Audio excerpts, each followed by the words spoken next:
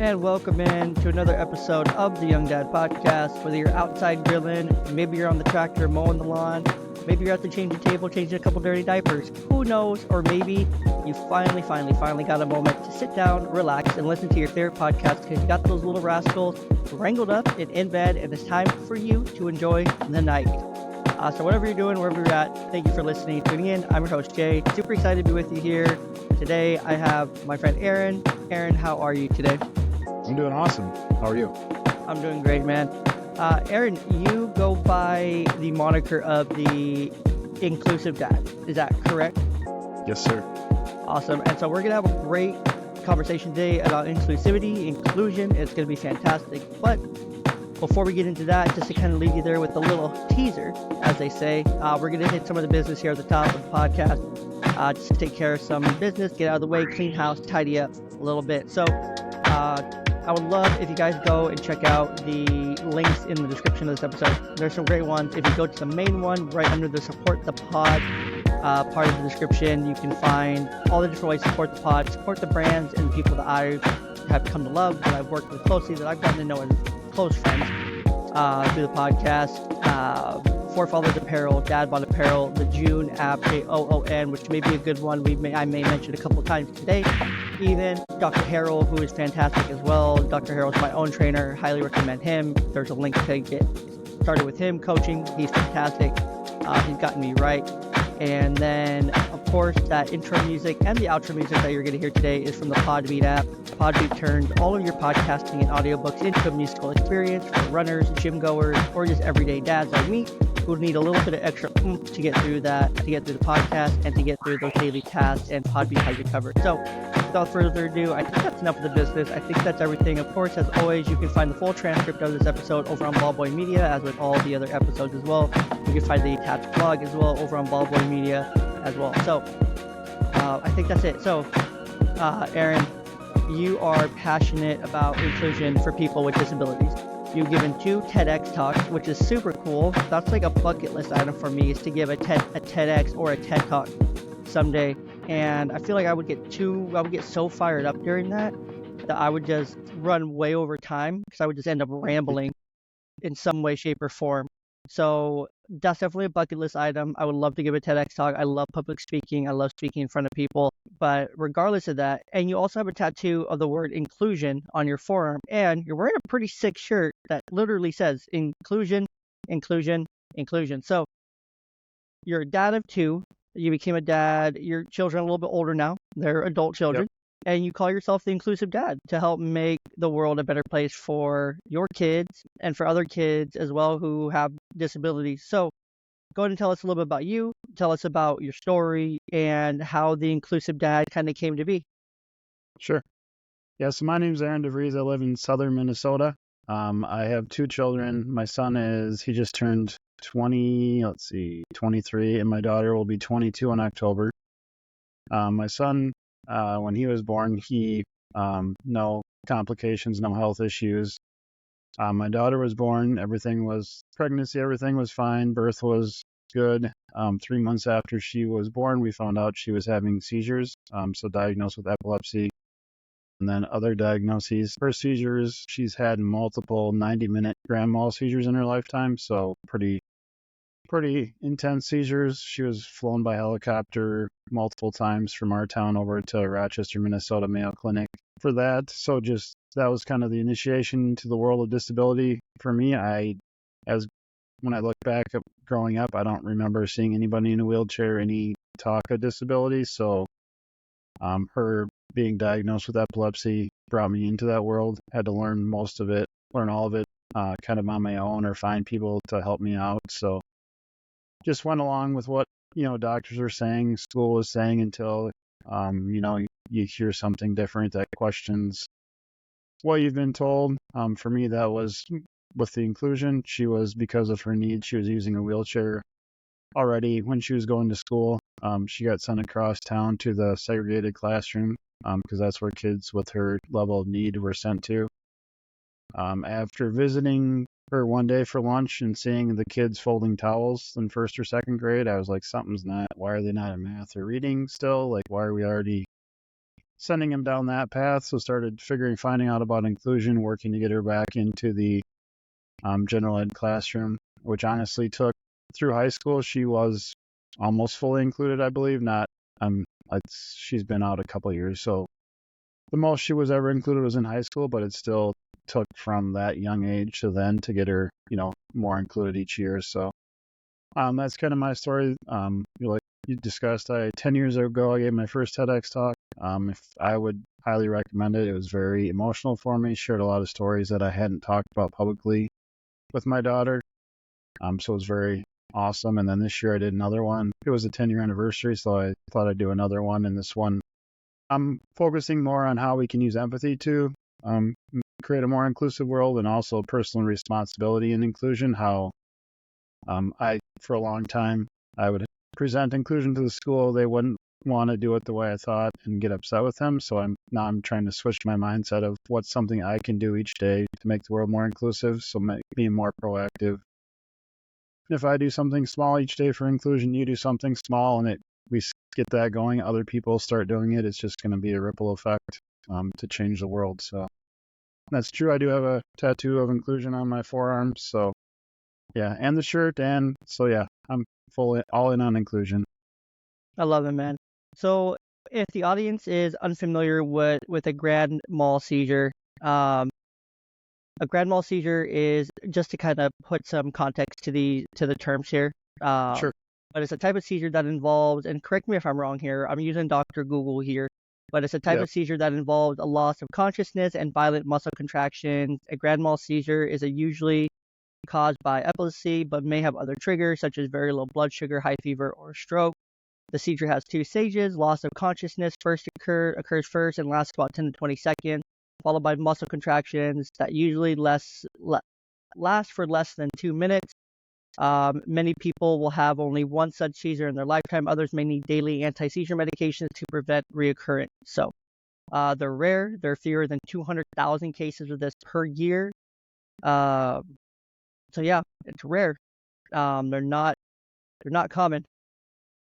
Yeah, so that describes it. I mean, yeah, for her, like the grandma is the ones where the whole body is like muscles are convulsing, so her legs and arms are, convulsing for long periods of time. Mouth might be twitching and stuff. So yeah, she's been on seizure medications, anti-seizure meds since 3 months old. Many different types.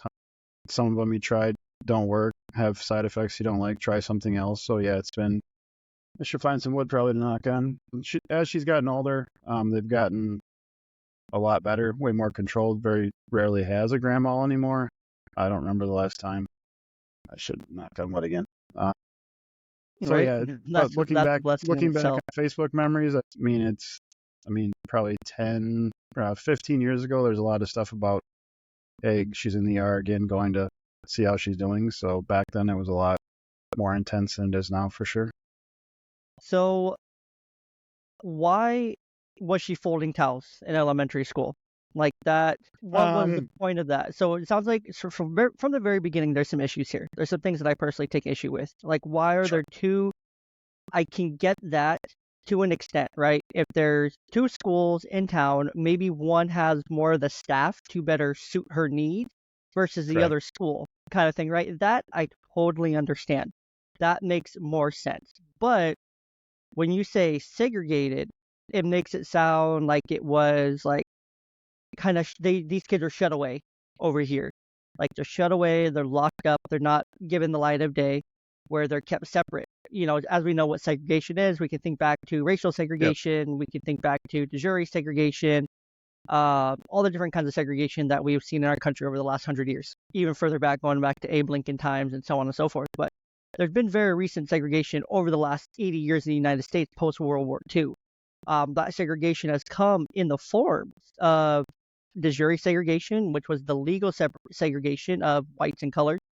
And then you look at the mental health segregation of the mental health facilities, people going to asylums and things like that. Yep. So that's another kind of segregation. And then you look at it even further down the chain, and you look at it within our schools. Like there still is today. I see it all the time. Like there is a level of segregation within the schools where it's like okay, well, we just need to teach this kid life skills versus teaching him Yep. math. We need to teach this kid just how to survive versus actually teaching him any applicable math or reading skills. We just need to teach him Right. how to read what he has to read, or what math she will absolutely have to know, counting money, things like that. So Right. the issue started really early. Folding towels in elementary school.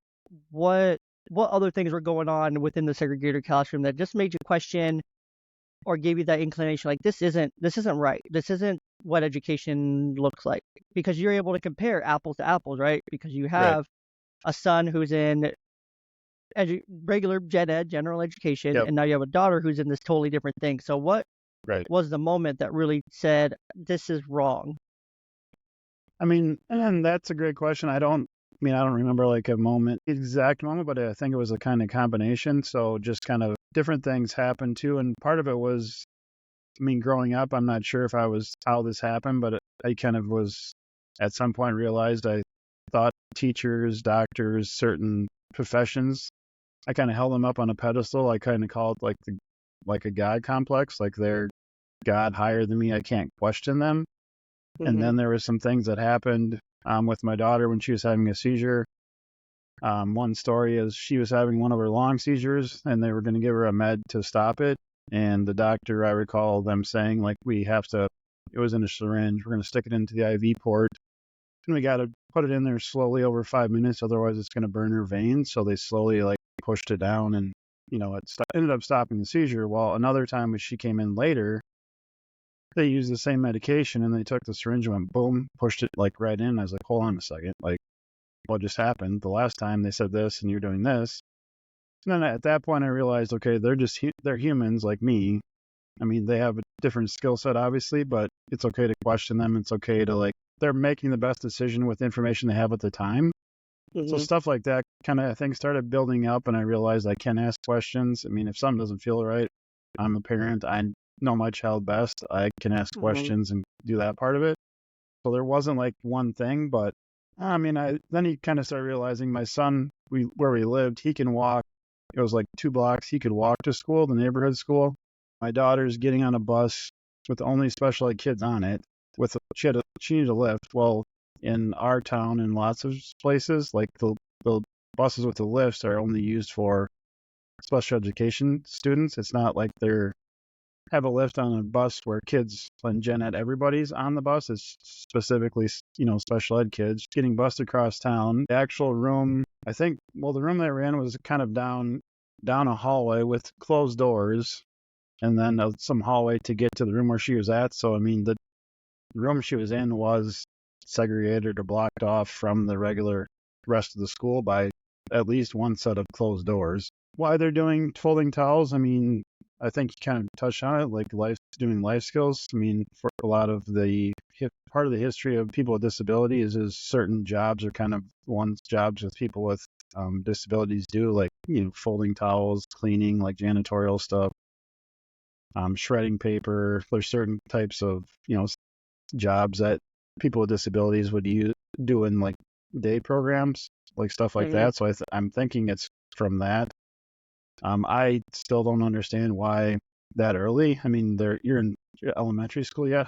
There are ways, different types of learning strategies where you can teach different levels in the same classroom. So, a lot of it comes down to, for me, just the philosophy of the school, of administration, on what their view of inclusion or what their view of special ed is. That's a big part of it. Okay. So what? So when did the fight start? So how, or I guess not when did the fight start, but how did you start the fight to get her included? Because one of my big beliefs is I personally believe in that every child has a right to education, right? Every child has a right to the same Yep. education in public education, which is why we have things like 504 plans, we have IE to be able to have equal access to education. And that equal access doesn't necessarily mean that the education is going to look just like their neurotypical peers, right? Because their neurotypical peers are going to learn at a much faster rate and a much quicker pace, where your neurodiverse child is going to learn at a very different pace, a very unique pace, but it at least gives them the opportunity to still learn at their pace. to be able to have Absolutely. the accommodations built in day to day, to be able to be accommodated, to be able to have the time they need, to be able to have the help they need, to be able to have the resources they need, and to get the help they need so that they can have an equal chance at that same education. So I think that's where I've had to explain Right. to a lot of parents and families before is that yes, it gives them equal access to the education, but it gives them the access to that education to where they're Right. not just going to be put in a life skills classroom or just all these electives all the time, or so that they can actually have that equal access to the same math curriculum, to the same reading, writing, English, so on and so forth curriculum. So for you, how did you start the fight to get her out of that and into more gen ed? Yeah, so the IEP meeting is the process where you meet with a team as a parent, tell them what you want for your child or I want.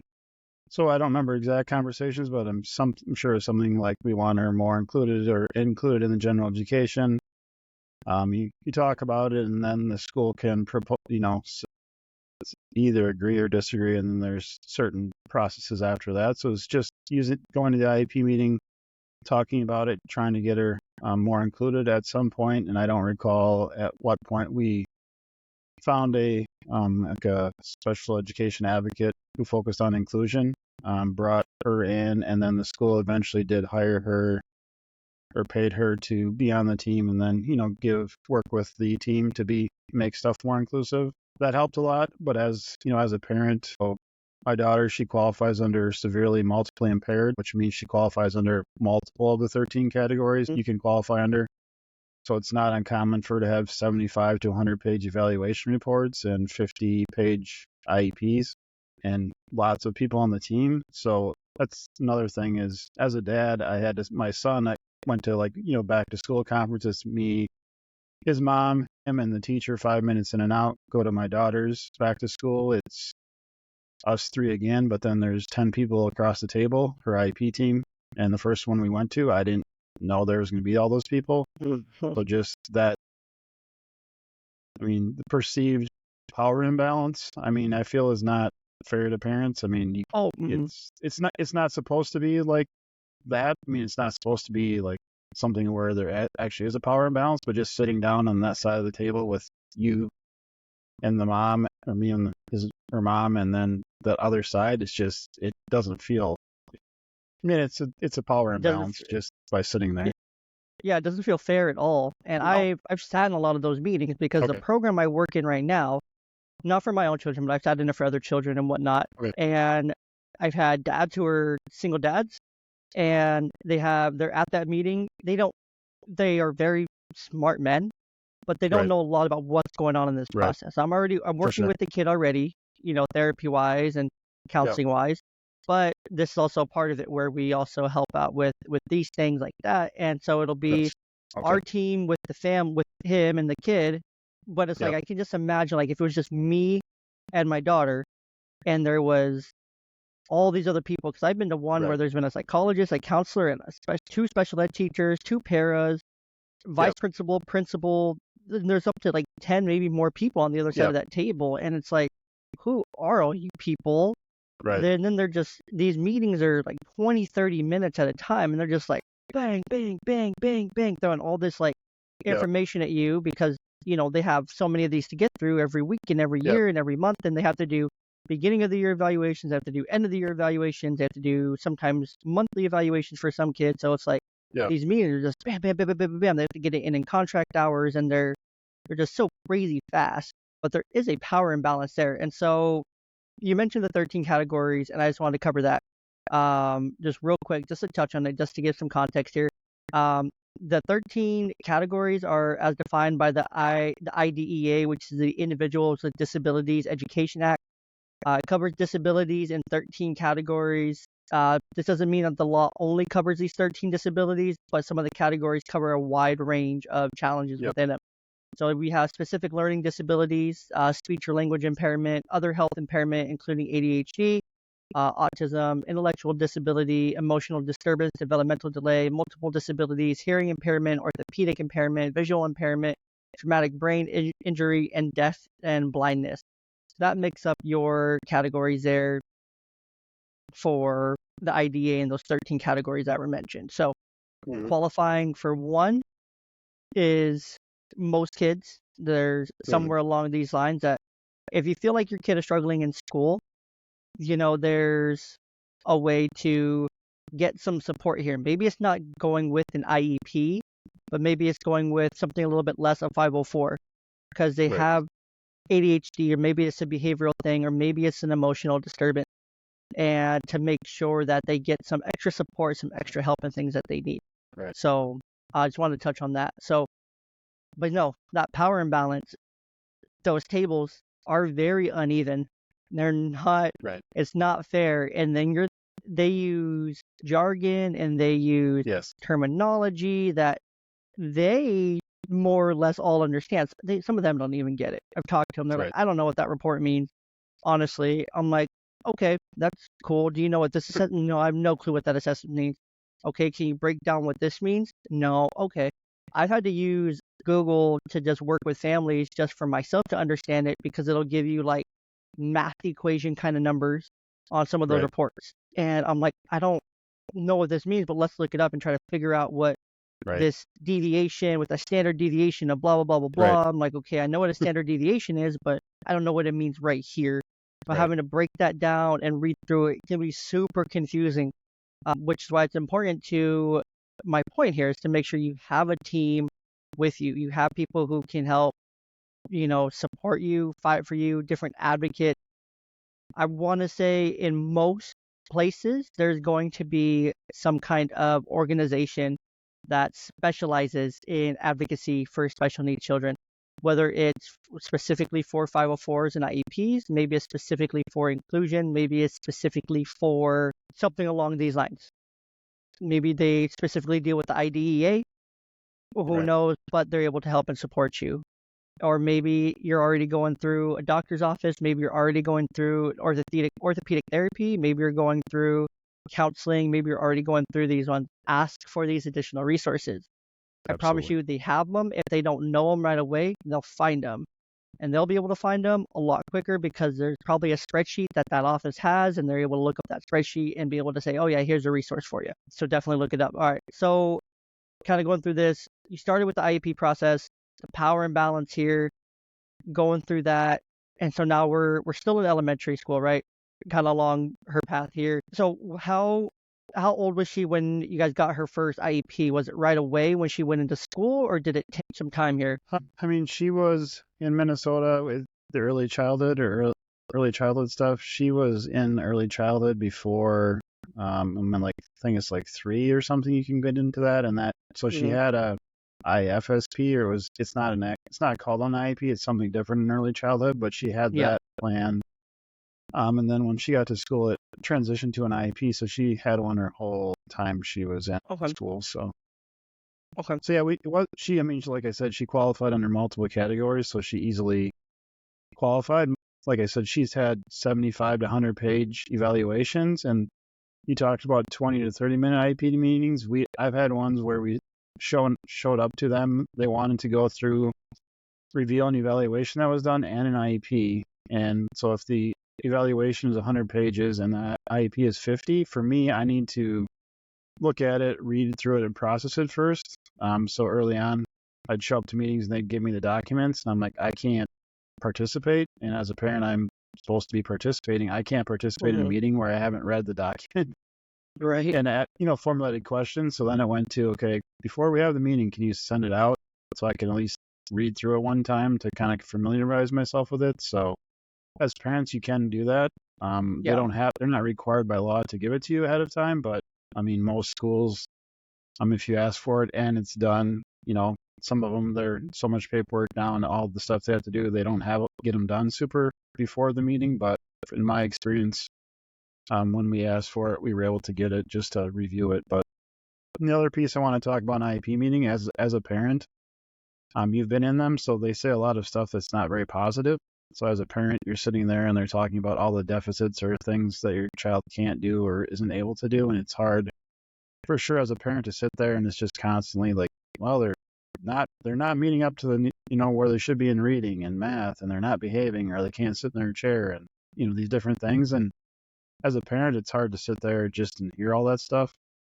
So yeah, it's very important, I feel, to have somebody else like yourself or myself or an advocate of some sort to be there, just to be able to listen to what's being said and process it with less emotions attached to it. I still have emotions attached to it if it's a child and I don't, I feel like they're not getting what they need, but you're not the parent. I'm not the parent. I'm able to process it, hear things that the parents might not hear because they just said my kid can't do this. Now I'm stuck on that. I'm not hearing what you're saying after it. So it's just very important, in my opinion, to have somebody there with you, even if it's like he's your brother or sister or friend or something, just to be there with you to support you. It, for one, shifts the power a little bit. Somebody else is in the room. In my opinion, it keeps them more honest. It shifts it a little slightly. They act differently if you have somebody there. So just from that perspective too, it's a great help. Yeah, no, it's interesting when there are more people in the room with the family and with you there, going through those meetings, going through this process, because they don't really know, like, okay, how much does this person know? How much lingo can we use? How much kind of things can we get away with? How much can we skip over? How many questions can we not answer? Kind of thing. But it's very easy. I've had multiple parents in those meetings just cry or get frustrated because they're asking for this specific thing, or they're asking these specific questions and they're just kind of dancing around them. Right. Or it's like, oh, well, we already have that covered. We covered that. This, that. There's always a reason, right? There's always a quick reason for the parent to be like pushed off or ignored or put to the side and whatnot. And it's frustrating to see as like a third party in all this. It's like, why can't you just give them an answer? Why can't you just give them a read? Why can't you just give them a time frame? Why can't you just be more direct, kind of thing? They're asking you a direct question. All they want is a direct answer. All this dad wants is to know, okay, when are they going to be how much more time are they going to spend just in tier 2, and when is this kid going to get moved down to, more in gen ed kind of thing, or when are we going to extend his school day a little bit more, or when are we going to do this a little bit? Like, these are very direct, simple questions. Like, the dad doesn't really care about all this other assessment, blah blah blah, mumbo jumbo. He's like, just click the box, say we went through it. Let's worry about this. This is my issue. This is what I need. It's like, I don't care about all that. Just say that we did it. That's fine. Assessments are assessments. We don't got to go through all those. Just tell me my answer. So some parents are like that. Other parents I've had that are just, I've seen them just brushed off completely because they're always asking for, not asking for more, but asking for more help or more support or more specifics or more answers, more questions, things like that. And so they come in with their own agenda, but then none of their agenda items get met because, of course, the school and the staff have their own agenda of what they have to get through or what they want to talk about, kind of thing, versus this proposed agenda. And it's frustrating because sometimes those documents don't even get to the parents beforehand to review. I've had documents sent to me, to my email for an IEP meeting. It's like, okay, did you give this to mom or dad? No, not yet. Okay, can you send a copy home in the kid's backpack so that you can do it that way? That's the easiest way to do it. So teachers, if you're listening to this, your teacher, you're involved in this process, make a copy, send it home in their backpack, and guess what? It's more than likely gonna get there, kind of thing. Because kids, especially, I've noticed for Lisa and myself, like, you get a special needs child, something in their backpack, you say, this is super important, make sure you give it to mom or dad when you get home. They will protect that thing like it's gold, and they will get it home, and the first thing they will do when they get in the car, get home off the bus, is they will say, Mom, Dad, I have this in my backpack, here you go. And they will feel an instant sense of relief and gratification that they were able to hold that big of a responsibility. So it's awesome. But we talked about assessments. My view on like the assessments piece is, I mean, I saw the evaluation process through the assessments as just, I mean, all I wanted them to do was show that she qualified, and they did. I didn't usually get too locked up in the details because a lot of the assessments, as you know, are you have to be like they're verbal. You have to be able to verbally articulate stuff, or fine Mhm. motor, like be able to do that. Mhm. So she also has cerebral palsy. So her fine motor isn't good, and she's not. I mean, I can understand her verbally, but she's not really super easy everybody to understand her. So, and I knew when the results of the test, they showed something. I mean, that's not her. That doesn't show like her true potential because they can't test it. Because if they modify the test, then they don't. I mean, that the values aren't correct. So Mhm. for me, it was always like, just okay, she qualifies, cool, and then I just kind of left it sit there and didn't look at it because it didn't, in my mind, never showed like her who she truly was. I'm like, let's just work on. She's in there now. Let's work on stuff to support her in the classroom and in school. So what grade was it that she started to get back included into more gen ed kind of classes, start to get more integrated into doing things that her neurotypical peers were doing? I mean, even in elementary school, I mean, I wish I had a better memory of what exactly kind of where stuff happened. But I mean, after we started talking about it, I mean, she'd be more included. There was still stuff. I mean, she was in elementary. I remember we go to like the concerts, and her class is standing in the middle of like risers they put up in the gym. She was off to the side in her wheelchair. It's like, why can't you put her in front of them so she's near Mhm. them? So there was still those things, different things. She always loved being in choir, so I remember she was in choir. When we could have her, and that was, I think, fifth, sixth grade, they started having like a choir before school, so she went to that. So I mean, she was, a little bit more here and there included in things. And it just kind of, it was more of that. Once she was out of the general ed, it was more, let's add something to it, see how that goes, add something else. Which is another thing. It's once you're kind of out of the general ed setting, in my experience with my daughter, it's like she had more hoops to jump through. She needed to, let's try something, and if she does good, then she can, be more included. Whereas if you're in gen ed, you don't have to like jump through hoops to stay there. It's more, Mhm. it's more you're there. So, yeah, she was in choir, went to, the classes. So yeah, it just kind of kept gradually building until you got to the end there. Yeah. No, that's one of the interesting things there. Not interesting, kind of one of the interestingly sad things there. It's like once a kid does make it to that point of being more in gen ed, then it's always like the kid has to prove that they can like Right. stay in gen ed Stay in and there. Yep. be in gen ed and Yep. continue to be a part of this. Whatever the Yep. program is, maybe it's choir, maybe it's PE, maybe it's this, Yep. and they're on a very short leash, Yes. like a very short leash, which is wrong in itself because these kids don't need a short leash. That's right. They need a chance to be able to make the mistakes. And I always Right. compare it to, for myself, it's like baseball, like a baseball lingo. When you call up a rookie to the MLB, you don't put the rookie on the bench and just let them sit. Right. You don't put your prize prospect, like for the Orioles. You don't put, or I guess not for the Orioles, but for the Twins, right? Yep. When Byron Buxton was a rookie, right? He didn't sit on the bench every day. No, he was out in center Right. field every day until he got hurt, Yep. which happens a lot.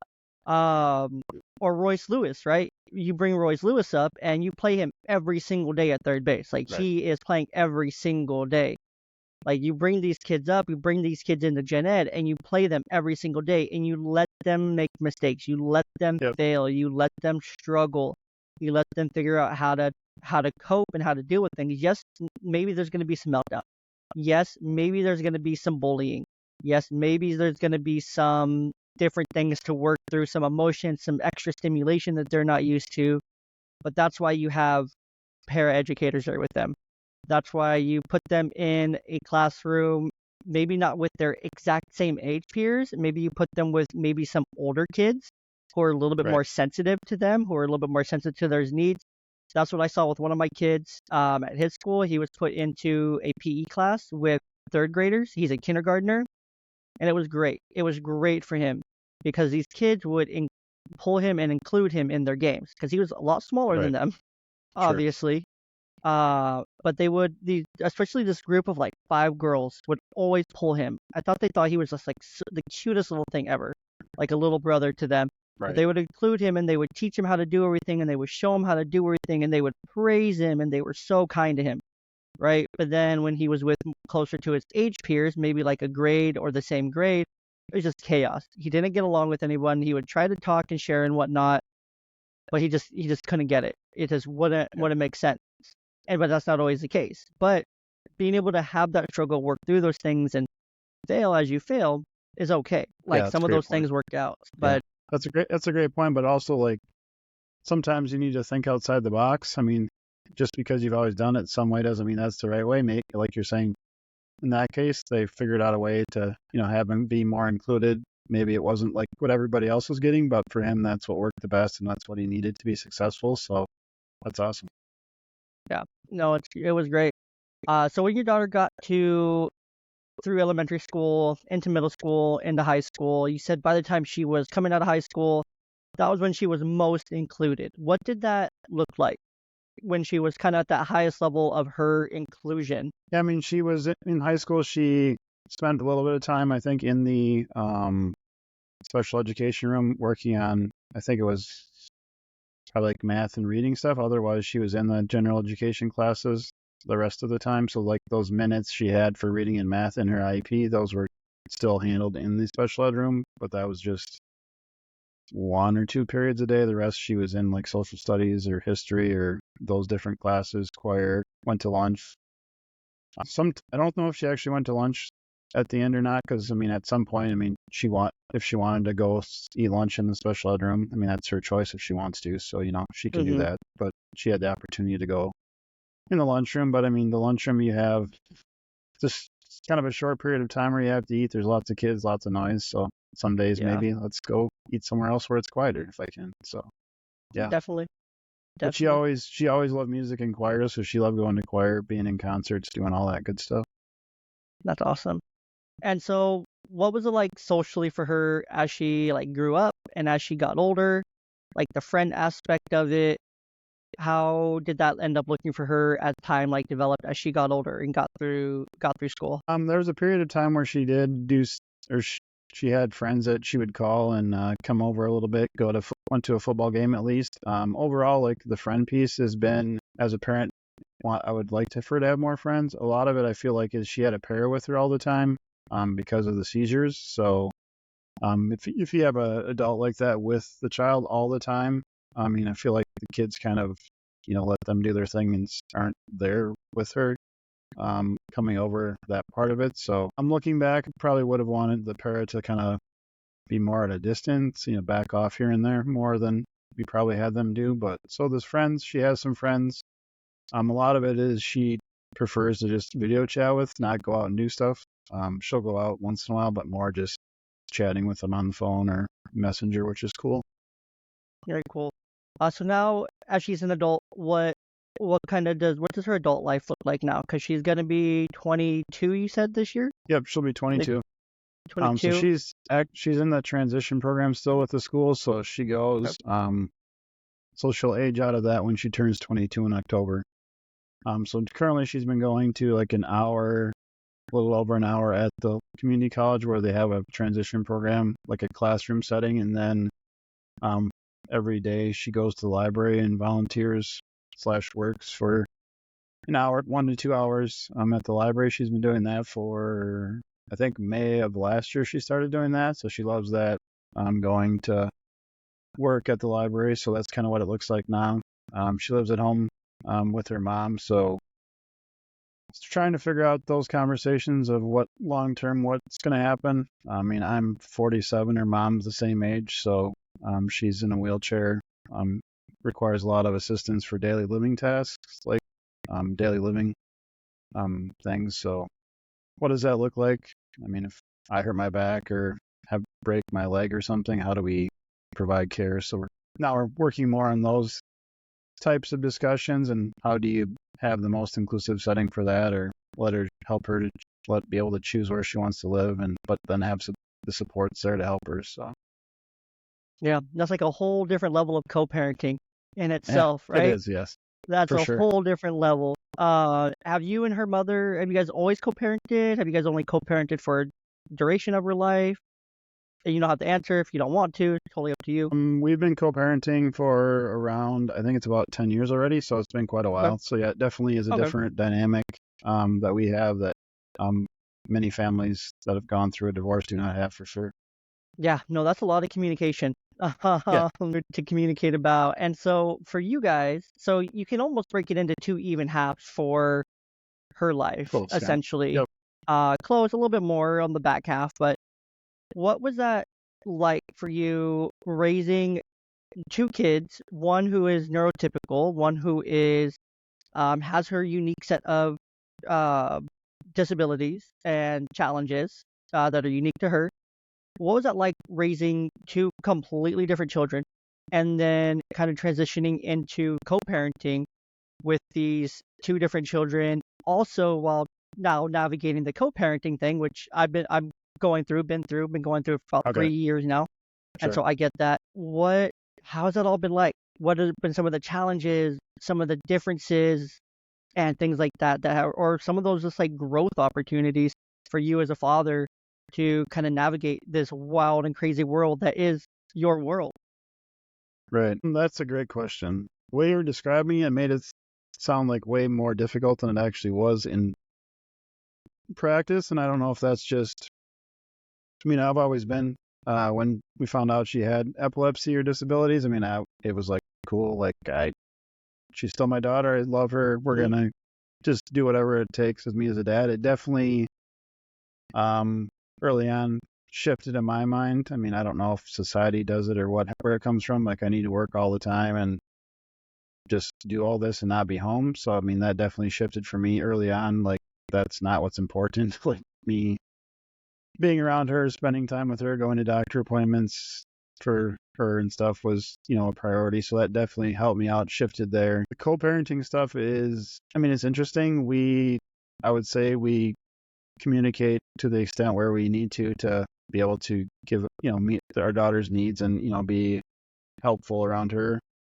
It's definitely, I mean, most people who have gone through a divorce and have kids, I mean, you're still talking, but not to the level that we have to talk. Obviously, Right. she lives with her mom. She comes over to our house, my partner's and my house. Um, one night during the week she stays over, and then one night on the weekend. So she comes here, so I give mom some respite. So it's definitely different. I mean, it's to me though it's not. I mean, I don't know if it's hard. I mean, it is. It's just to me. It's just what it is. Like that's just my Yeah. reality. I'm a dad that's involved, want to be involved. I'm going to do what I need to do for my children. So it's never a question. So I just do it, I guess. Mhm. I know others. I mean, comments people say stuff it's like, how do you do that? It's just, I mean, this just what I need to do to help my daughter out. So it's definitely. And then you get into whole discussions about, well, that's not for when you're divorced, you never talk to them and barely talk. I'm like, well, that's not for me. I can't do that. Like, I have to talk to mom. Like, how's Right. she been doing? She's coming over for the night? How's she been? Has she been, taking her meds? Has she been sleeping? Stuff I want to know because I want to know is there potential hasn't been getting rest and she might have a seizure. So it's just, and my daughter likes me going with her to doctor appointments because she feels more safe, less anxious. So I go with Mhm. to appointments so we see each other those times too. So just a lot of time around each other that in normal circumstances you're not, but it's what I need to do for my daughter. So it definitely is, I'm doing better about setting boundaries. I feel like that's earlier on.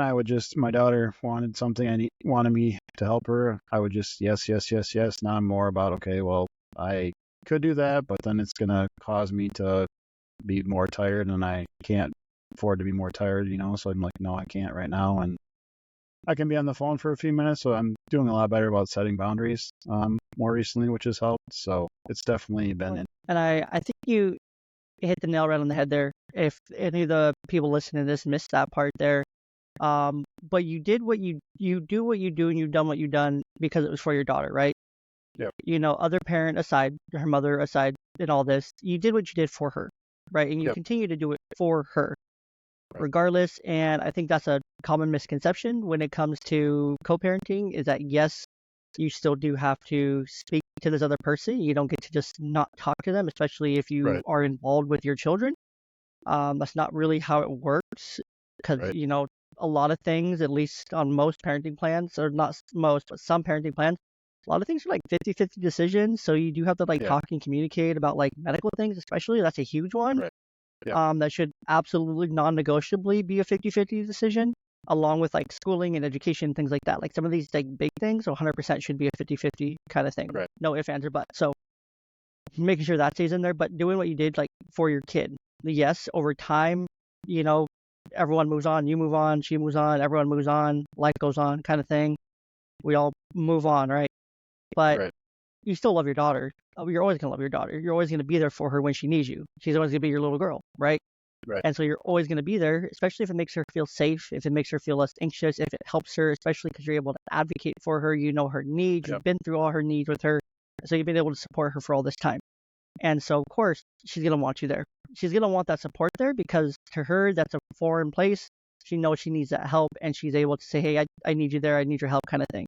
So it just makes sense there, of course. But yeah, I mean, you do what you do for your kid, right? You get used to it. Right. You adapt early on. And one thing I love that you mentioned there is that you knew early on. And so you just took it in stride and it, just became normal life.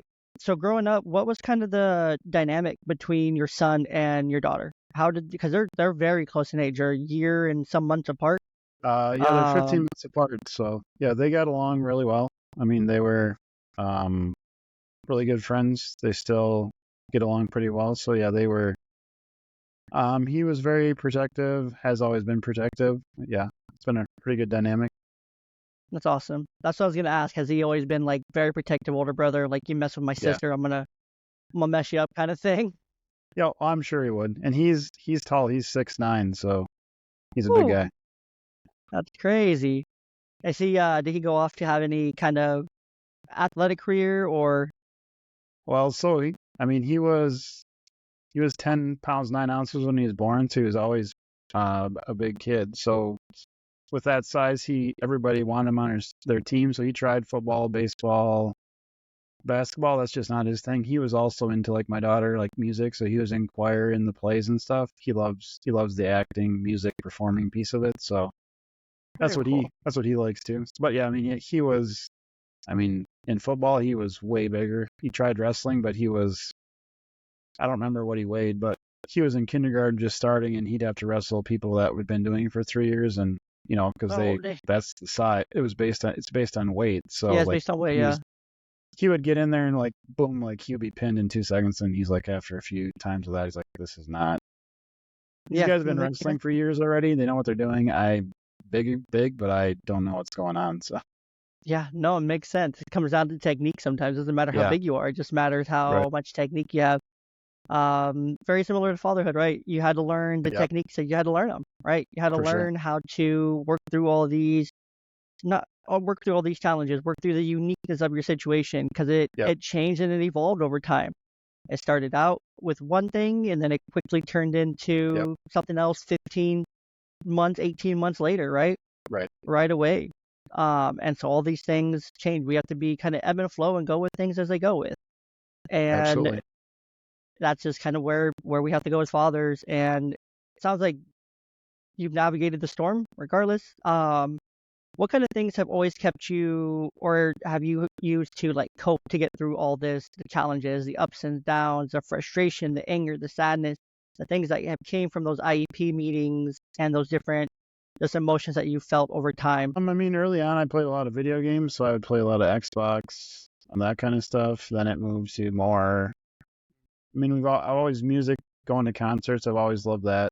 Um, read book, like reading fiction books. Now, more recently, I'm going fishing. So this year, I used to only fish when we went up north in the summer times. Now this year, I've been fishing. We got a lake not 5 minutes away from where we live, so just go over there, go fishing, be outside, go for walks. That's the kind of stuff that's most grounding for me. So, but a lot of time, I mean, there was when she was younger, I mean, where I would be working all the time, come home, take care of her to, help out, relieve her mom, get her have her time and stuff. So, I mean, I would not thinking about taking care of myself. So there was way too long where I was just overworking, overtired, and that which wasn't good. So now it's more of self-care is a big thing. I mean, I don't know if it is, in my opinion, in my experience, like for me as a guy, I mean, guys don't, at least growing up, we didn't talk about self-care. The words are out there more now, but just not taking time for yourself. Like if you're after work, you got a stressful day. I mean, if you need to go hit a few golf balls or go for a walk or do some fishing or something, just take a break. You need to take that time for yourself because, especially for me with working full time and then having a daughter that needed the extra help and stuff, I pushed all my stuff to the side and gave it all to that. And, that's not a good situation. So you definitely need to find things to help you cope. What do you do to cope? For me, I do a lot of different things, right? Working as a mental health clinician, like I have to Okay. practice what I preach, right? Yeah, I have to for sure. practice what I preach. And so one of the things that I'm trying to get more consistent with, but is journaling. I love journaling. I just started going through this right here. It's great. I got it from, I'm actually doing, or I was, anyways, I'm not even going to get into that, but this right here. So it's Okay. a guided journal for dads from vision to action, volume 1. It's by Steve Okay. Anderson. Had him on the podcast. You can go back and listen to that episode. But so I started working through this at the time of this recording. I've been working through this for about 7-8 days now. Okay. I should be 2 days ahead, but I got sick for a couple days, so I didn't even touch the computer screen. I couldn't even sit myself up long enough to journal. But that's one big thing. I love journaling. I love writing. Writing's always kind of been like in my blood, Sure. literally in my blood. My great grandfather, yes, twice great grandfather. His name is Fay Young. He was also dubbed the Dean of the Negro Leagues. I come from African American heritage on both sides of my family, but Fay Young was the Dean of the Negro League. He was one of the most influential, if not the most influential, African American sports writer when it came to the Negro Leagues. He had a relationship with Jackie Robinson. There's a family lore that's more or less, it's about like an 80% true, 20% not true, just because there's not like anything documented, because there's just nothing documented from that time because it's Jackie Robinson times. But he had a conversation with Jackie Robinson saying, man, you got to keep going. Don't give up. Don't quit. Jackie Robinson was on the brink of quitting and just being done with baseball. And then this conversation with Faye made him keep going and turn that point in his career around. So if you watch the documentary 42, when he gets to that low point where he wants to quit, not documenting that because it's not recorded anywhere in history, but was that conversation with Faye, according to Jackie's wife, and my great great aunt also knew about this conversation because she was there. Wow.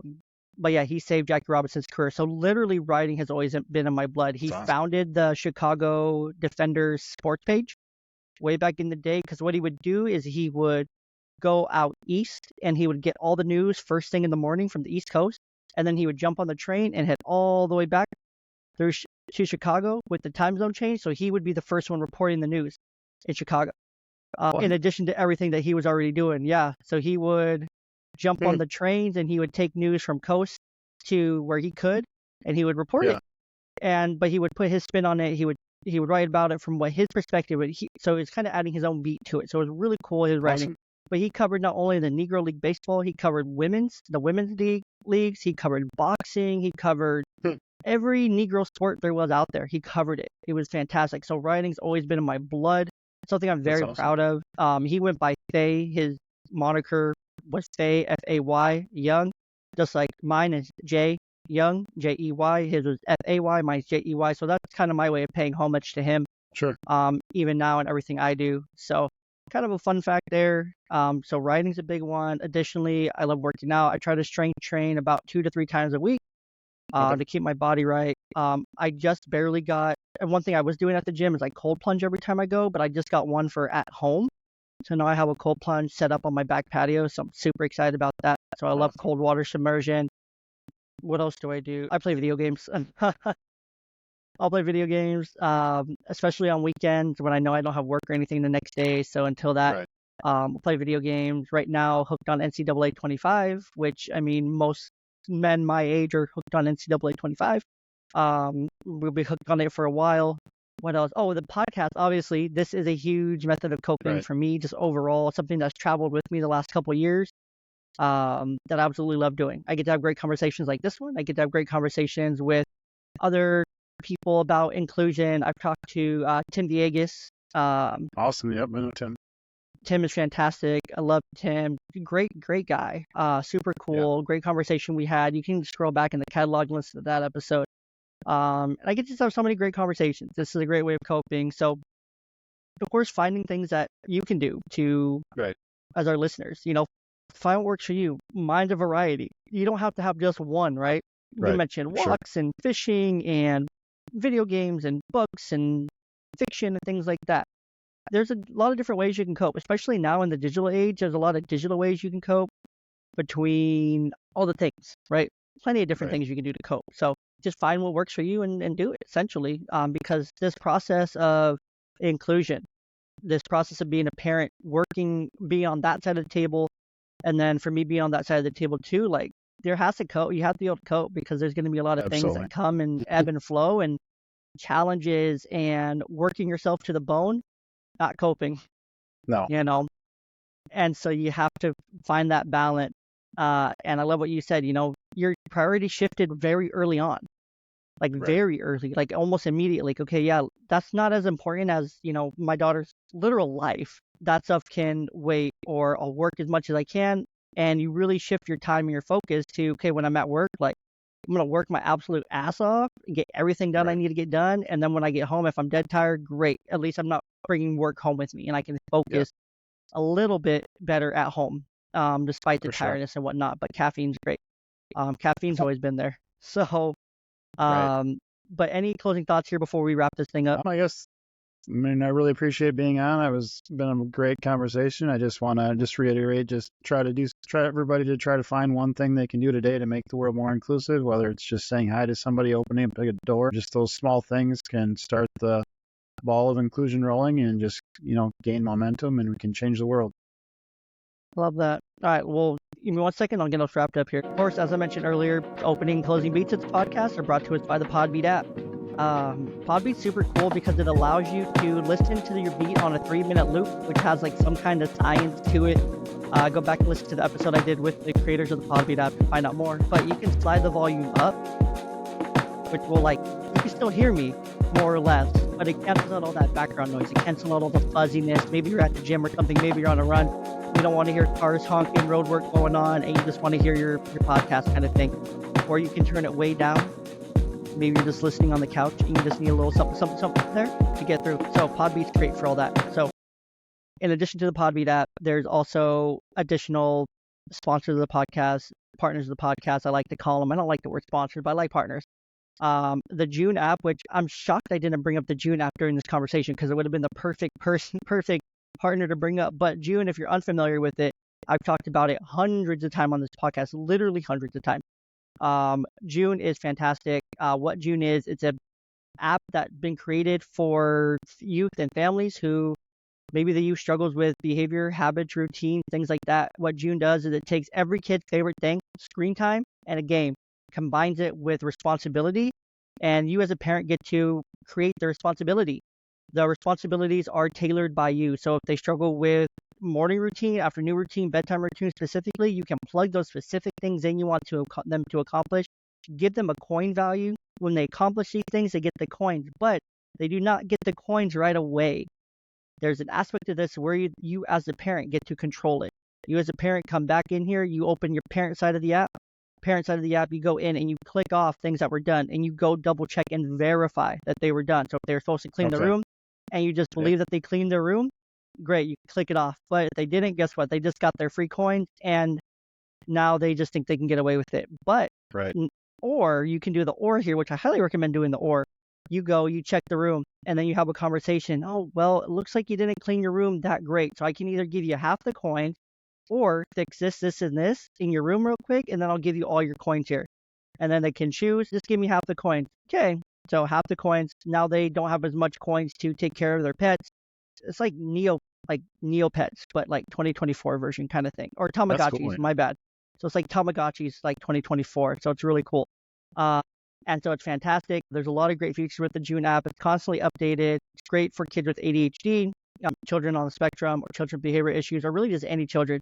I use it with my daughters. They love it. You can use it for as young as 4 years old. You can give them simple tasks in there as well, or you can use it up to really any age as well. So it's a great way as well. So I love the June app. You can find more about the June app down in the description of the episode. You can use the code YNGDAD to save you some money off your annual subscription. And you can also use the direct to listener link that I have down there as well and get it. Download the app for free, try it for free, and then let me know what you think. I've recommended it to hundreds of families. Millions of families are using it. Tens of thousands of therapists have recommended it. So highly recommend getting on the June train. If you want to hear more about that, go back and listen to episode, I want to say 89 of the podcast, or just search June app on YouTube. Literally, the podcast is like the third or fourth video there, so it's super cool. But no, so the last question I like to wrap up the podcast with, Aaron, is let's say a young father comes to you. Let's say this father's 18 to 24, right? Super young. I became a dad when I was 20, barely 22. I was like 22 in like 3 months. I was still basically 21. But I found out I was going to be a dad when I was 21. So I was super young. I was super excited. I always wanted to be a dad. So that was like no big thing to me. My brother became a dad when he was super young, 19, 20 years old. So we're very young dad. Hence the name of the podcast, Young Dad Podcast. Also our last name, Young. So play on words. There you go. Dropping all the podcast fun facts today, but let's say this young father comes to you. He's super nervous. He's scared. Let's say they gave a immediate diagnosis out of the womb of, let's say, autism or something, right? They just knew it. They were able to diagnose it. They just knew it. All the things, indicators, things pointed to it, or maybe whatever, some disability was diagnosed right away. This young father, he comes to you. He's nervous. He's scared. What are a couple pieces of advice that you would have for him? I guess the first thing that pops to mind is just love your child like you would have loved them before on the diagnosis. Still your child. Second thing would be just need to take time for yourself when you need to. Find some people to talk about it with. I mean, if that's you going to a therapist, other dads, somebody, you need to talk about it, and it's okay to talk about it. And then just spend as much time as you can with your kids. I mean, that's more global. They grow up way too fast. I mean, mine, when you're younger, you hear that it's going to happen, and then it actually does happen. So listen to people when they tell you it goes by way too fast. 1 minute they're just being born, the next they're graduating high school or moving out. So just, take that time to be with them. Another thing is just trust your gut. I mean, there's been many times in my journey where school said something or a doctor said something and it's like something just doesn't feel right, or you notice something, it doesn't feel right, ask questions. It's okay. It's like also as a dad, it's okay to cry. I mean, yet you're going to have to grieve if you have, for me, my son was, I don't like the word, but normal, or that's kind of what you think's going to happen. And then go for my daughter and it's not the vision of what, my life or her life is going to be, isn't what I thought it was going to. So there is grieving that happens. There's those emotions. You need to process them. You need to deal with them, whether, like I said, it's therapy or whatever. Just find ways that are healthy to, work through those things. I love that. No, that's perfect. I think that's a great message, a great takeaway here, is to trust yourself, take care of yourself, and to love your child just the same, because you're going to love your children just a ton anyways, but your children who have special needs, who maybe fall with a disability, who maybe are fall within the, you know what I mean there. Anyways, but you're going to love your children, you're going to love them even more, right? They're going to be extra special. Right. And it's my belief that, just from my background, from my faith, there's a reason why I wasn't blessed with special needs child, because maybe God doesn't know that's me.